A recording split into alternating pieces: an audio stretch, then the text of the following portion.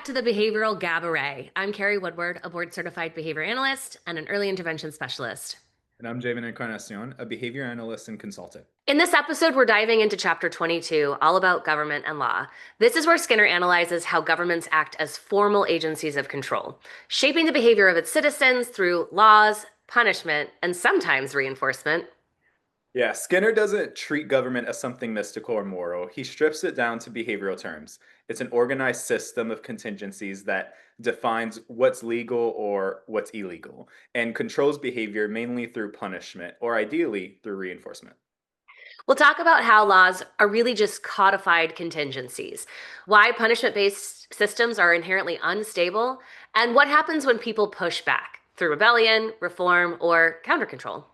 So let's explore how power and control shape not just our governments, but our everyday sense of justice, freedom, and security. Okay, so Skinner describes law as formal statements of a contingency, right? Specifying both the behavior and the consequence, usually punishment.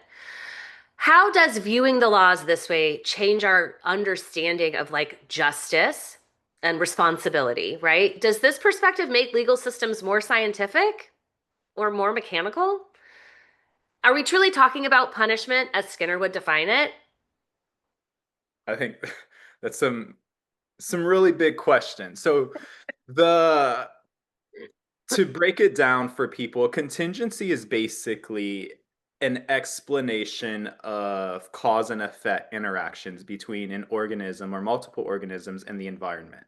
And so it explains the environment and what's occurring, different types of responses that people and citizens in this case can engage in, and what are the consequences for those behaviors. So anything from running a red light, you get a speeding ticket if you're caught by a police officer, to maybe what freedoms that we have access to because of these laws. And so viewing it through contingencies, I think, makes the legal system more applicable for a scientific evaluation, but I don't think it makes legal systems more scientific if you think Mhm. about it, because we've Yes. talked about punishment, and the overall function of punishment is to decrease behavior. Yet there are many things that the government uses that are designed to be punishment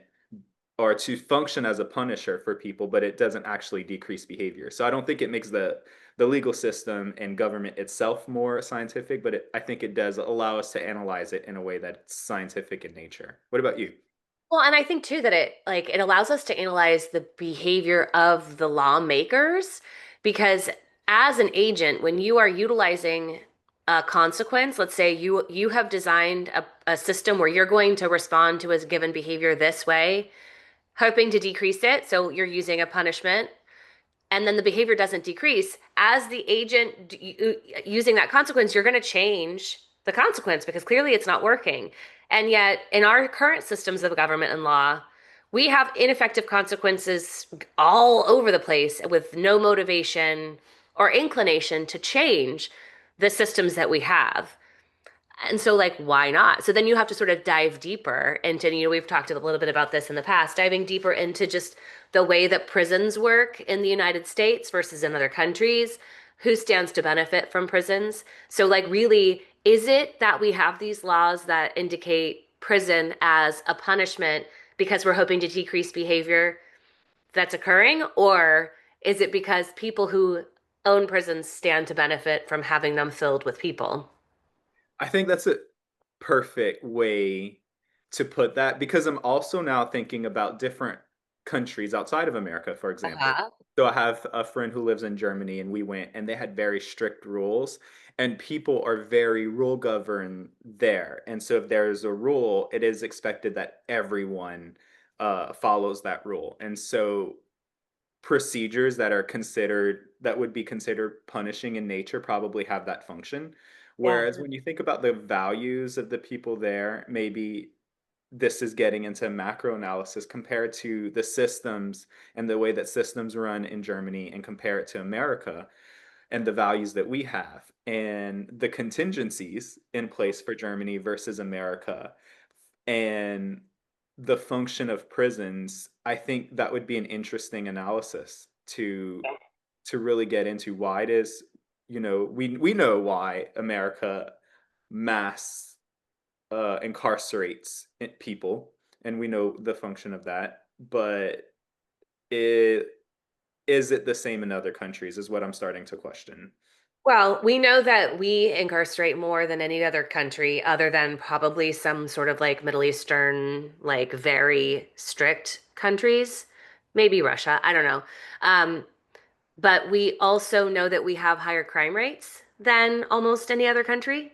So it's like clearly we're not utilizing punishing consequences through prison because we're not really having any impact on the rate of crime with these consequences. If anything, it's making the contingencies that drive people to engage in crime more potent, or the effects of it, and the setting the context for it, and providing fewer alternatives. And Skinner argues that traditional systems of justice are built on the emotional appeal of retribution rather than an effective behavioral principle. What's interesting is that when this book was written, it was before the um the Civil Rights Act was Mm. passed. And there is a significant amount of data that show that after the Civil Rights Act passed, America went from Jim Crow to mass incarcerations almost immediately with the war on Um, drugs and the Reagan administration. And mm. so that it is that essentially took the place of low, um, like an alternative form of oppression and slavery in a lot of social justice and sociologists' perspectives. And we're seeing this rise in um, the ICE detentions Oh, uh-huh. and ex what do they call it? Deportations. Yeah, deportations. But there there's articles coming out now that these people who are being detained are working for $1 a day in Oh. fields and on farms to make a $5 phone call at the end of the week to their family or to their lawyer. And so before, when he wrote this, he was talking about how it's an emotional appeal to of justice. Like there's this idea that you did You this did wrong. wrong, Yeah. you need to be punished for it, rather than based on behavioral principles, because we're not seeing a decrease. And I'm wondering now, is it possible that it's also built on systems that are designed to evoke emotional responses in other people, as all while also creating an economy for Mm. others through these private prisons where many of these people who are being detained are going? What do you mean by it designed to evoke emotional responses from the people who are being detained or from those on the outside From looking those on the in? outside looking in, like, oh, these people need to be, there's this crime happened, you need to be punished, you got caught with Right. marijuana, for example, which is Right. just a plant. Right. Not that we're either of us are making a judgment one way or another, but that's an example where someone just took a plant, they're smoking it, whatever, Right. not that Right. harmless. Going to jail for 10 years Yes. doesn't decrease that behavior, and yet there's this emotional appeal for a lot of people that this behavior needs to be severely punished. Right. I think that they have to get a public opinion that approves how they are choosing to delegate justice. And we'll talk about this in the next episode when we talk about religion. But relying on religious morality as a means of like this, you've done this, that's wrong. It's wrong morally, and therefore you have to be punished for that. But there's nothing happening that are trying to set people up for success when they reemerge into society, right? Like we understand contingencies of deprivation. If somebody is deprived of a resource that they need for survival, food, money to buy or take care of their children, if they're deprived of these resources, they will engage in any behavior regardless of what the consequences may be for that behavior, to access those resources. And so if we take a person and send them to jail for doing this, and then do nothing while they are in jail other than maybe utilize them as labor to make money for the people who own the jails. And then we send them back out with no more skills and no more tools and with this criminal record now, making it even more difficult for them to get a legitimate job.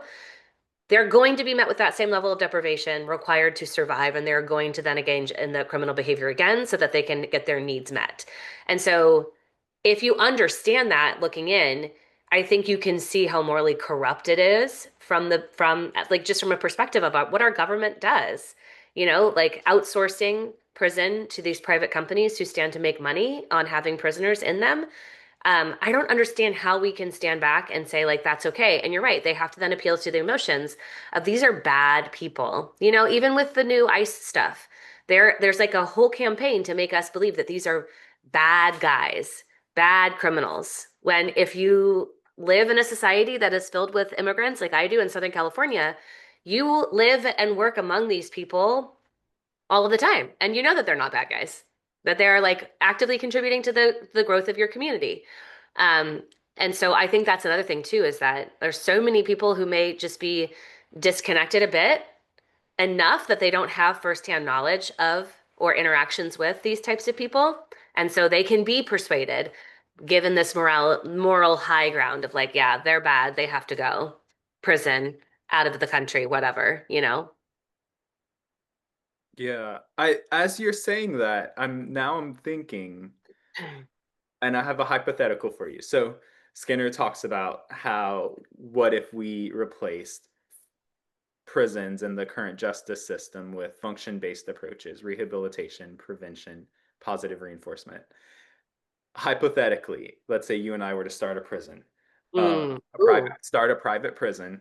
Our practices are going to be different, focused on rehabilitation and prevention, and we had better outcomes.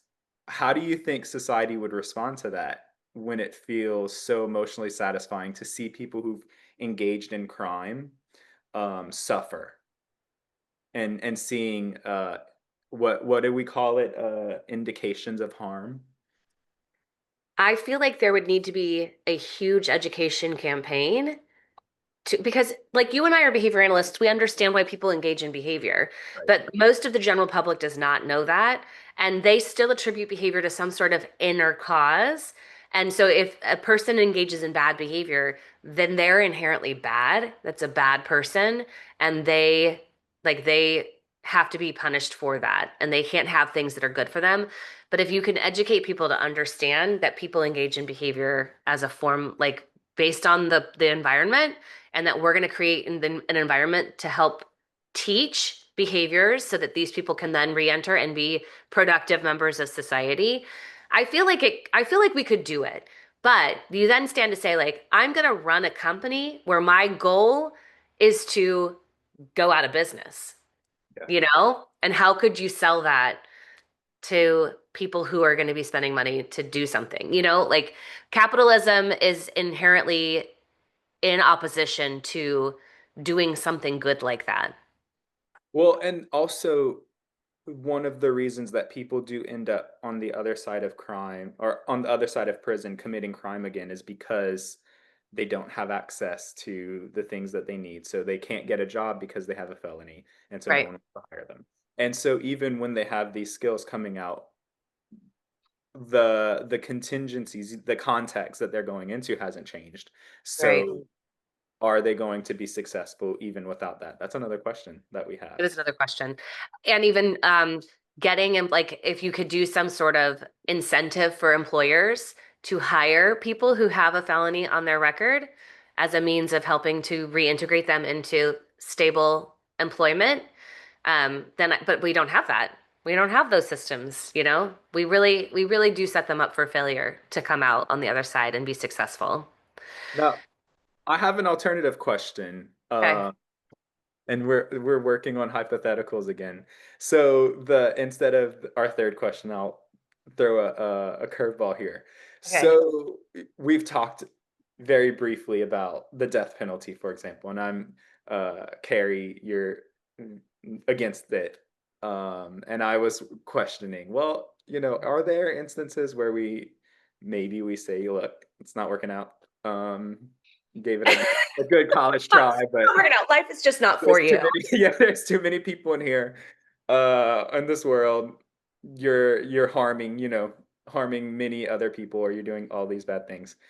What do you think is an alternative, I guess, to handle situations like that?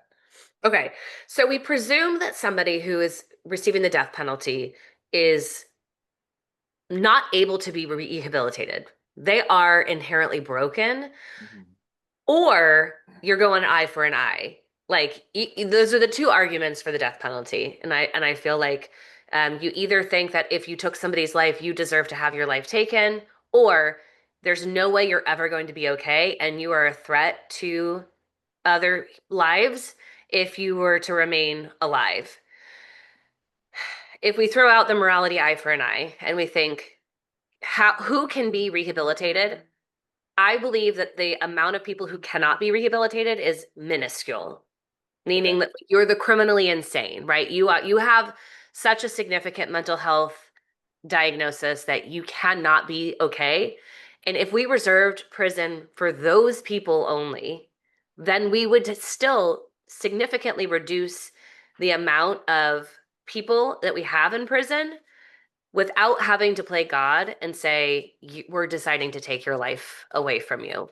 I think that the rate at which people are falsely accused and convicted is way too high to say that we feel confident in saying a person needs to die because they're guilty of this crime. With like, think about where we were 30 years ago before we had DNA evidence. And now we are going back into these old cases where we have and we can finally do DNA and we are exonerating these people who have been in prison. What if we had said they deserved to die and they went and they were killed?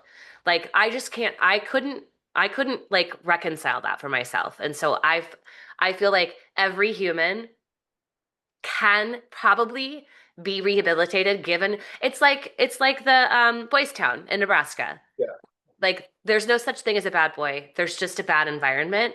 And if I don't have a God complex thinking we can go around and create the optimal environments for every single human in the world to be able to be, a good person.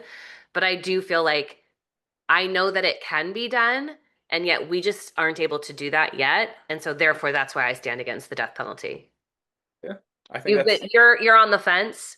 no, not necessary. I don't I think I just wonder. And I did a in high school we had to do debate and Uh-huh. speak to, and I did our thing was the death penalty, and I went into it open-minded. I left open-minded, but there were some cases where, people confessed and they were kind of proud of, I killed this many people.